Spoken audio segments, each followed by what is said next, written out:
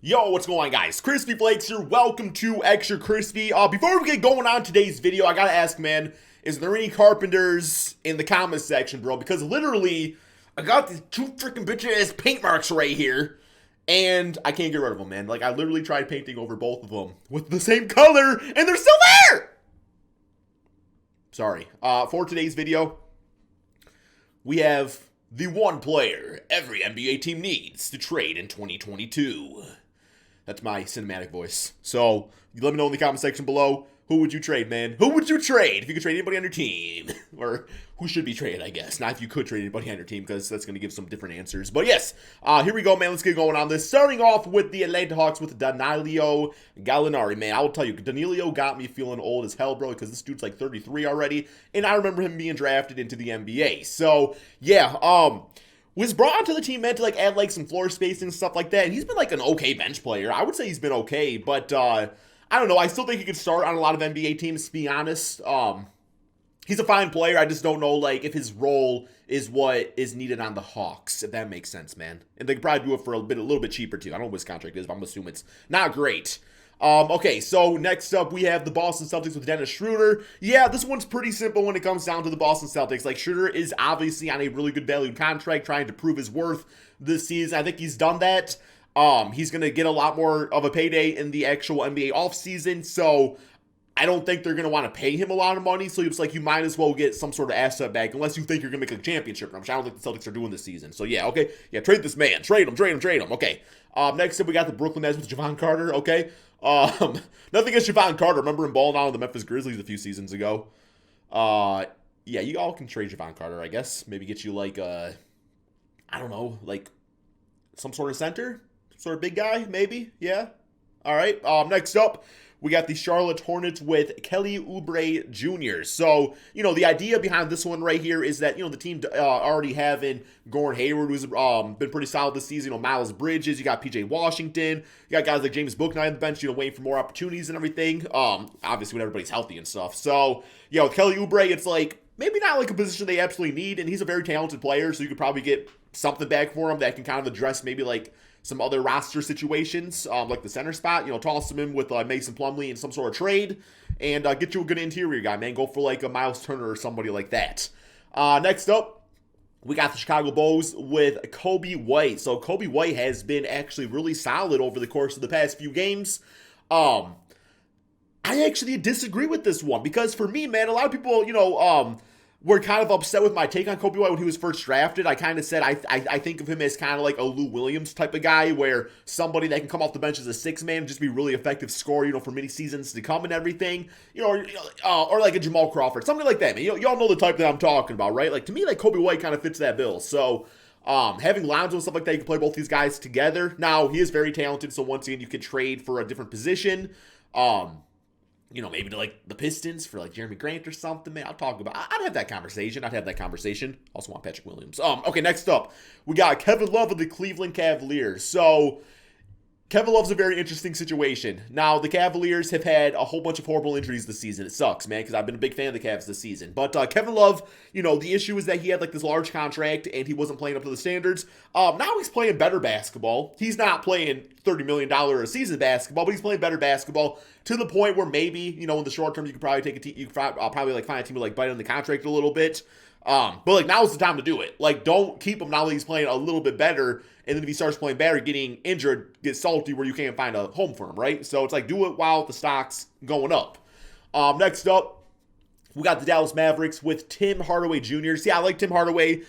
Very inefficient type of player. It's like some games he goes absolutely off, and other games it's like he can't hit the side of a, what's the saying? Barn if the eggs were all in one basket. I think that's the saying, something like that, man. But regardless, he's been the same. He's been that type of player since his Michigan days, man. I watched a lot of Tim Hardaway Jr. play and stuff like that. So yeah, I just don't know if he's like the absolute like pristine fit next to Luka Doncic and Kristaps Porzingis. Next up, we got JaMychal Green of the Denver Nuggets. He can stay on the Nuggets. Nobody's getting mad about this. Nobody cares. Okay, next up, we got Jeremy Grant, the Detroit Pistons. I literally just said that I would trade him for Kobe White and Patrick Williams. But, yeah, man, it's just one of those cases where I'm okay with trading Jeremy Grant. I just don't want to get bamboozled, okay? Like, I want to get some good assets back for him, okay? That's all I want, man. That's all I want. Something decent. Like, don't be trying to finesse Detroit, man. We don't get a lot of assets up in here, man. So come on now, be nice. Don't be offering us no damn third-round draft pick or something. Next up, we got James Wiseman, the Golden State Warriors. Totally 1,000,000,000% agree with this one right here.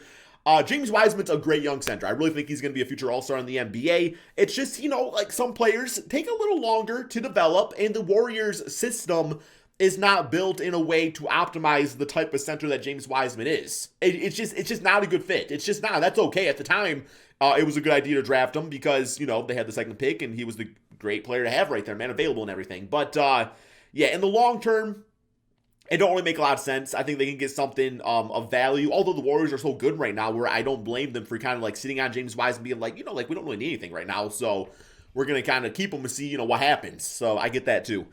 Next up, we got Christian Wood of the Houston Rockets. So yeah, Christian Wood was brought onto the Rockets or signed with the Rockets with the idea of playing with James Harden and Russell Westbrook. That's gone. Obviously, he just had the other night where he kind of like got into a fight and everything like that. Him and Kevin Porter weren't too happy. I like Sengun a lot too, so it's like I wouldn't mind him getting like the bulk of the minutes for the rest of the season.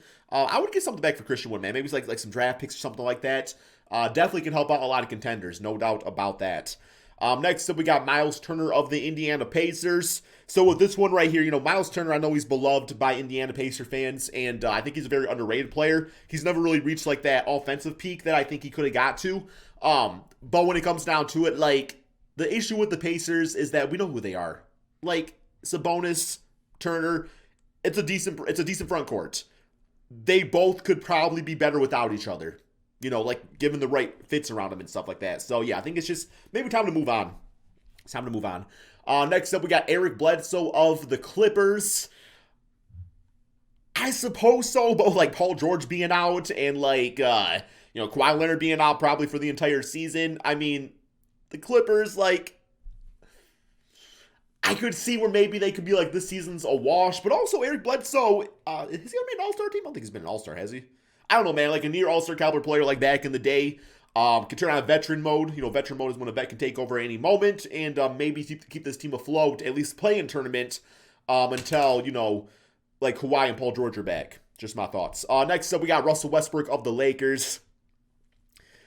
I would not do this because you are not going to, because like the haul that the Lakers traded away to get Russell Westbrook has actually proven to be pretty damn decent. Like those guys have went on to do pretty solid things already, right? With Russell Westbrook, you're not going to get like a star caliber player back. That's just not how trades for Russell Westbrook's going to work anymore. And as far as the assets you can get back, I don't think you're going to get as good as what you gave up. And plus, I don't think Russell Westbrook is the complete issue. Like, I know he's not a great fit next to LeBron. He's just not. But he's not, like, the issue. He's still putting up his numbers and stuff. So, yeah, there's other issues with that team. I don't know, man. It's a tough situation in LA. We got the Memphis Grizzlies with Kyle Anderson. Yeah, when I look at this Grizzlies team, I think the starting five should be John Morant, Desmond Bane, Dylan Brooks, Jaren Jackson, and Steven Adams. Now, I wouldn't mind them packaging Kyle Anderson maybe with Steven Adams too, and going for more of a younger, stretchy type of center to play next to Jaren Jackson, or even a forward and put Jaren Jackson at the 5 spot. But Kyle Anderson's just very slow, and I don't really think he fits like the Memphis Grizzlies like overall style of how they should be running, their offense. Next up, we got KZ Opala of the Miami Heat. So Opala, I think has potential to be a really solid scorer in the NBA. He's just somebody that needs a chance where he can play a lot more, and that's okay. Like, that's nothing against the Heat. The Heat run the lineups that they should be running, so that's fine. Next, we have Jordan Noira of the Milwaukee Bucks. So yeah, he's shown some pretty good things in the preseason and summer league. You definitely can see like the scoring, 3-level scorer mentality within him. It's just, yet again, is there going to be the opportunity with some of the other veterans on the team? So once again, man, like when I see these trades, I don't think about short term, because like short term, yeah, he shouldn't be playing, but like long term is the opportunity is going to be there. I really don't think it's going to be. Next up, we got Malik Beasley of the T-Wolves. So yeah, Malik Beasley, really solid scorer last season, has a pretty good valued contract. It's just he doesn't really have a good role on the Timberwolves. It's just like the role he's expected to play, kind of being like the come into the game and be like somebody that can give you instant offense. I think Malik Beasley is the guy that needs to start and kind of like work his way throughout the game. Like some guys, need to start. They can't come off the bench and like be like instant offense. Like it's just like not their mentality. So Yeah. Next up, we got Julius Randle of the Knicks. Wow, already? We already doing this? Most improved player last season? I know he hasn't been great, man, but the flippity-floppiness on Julius Randle is kind of sickening. It really is.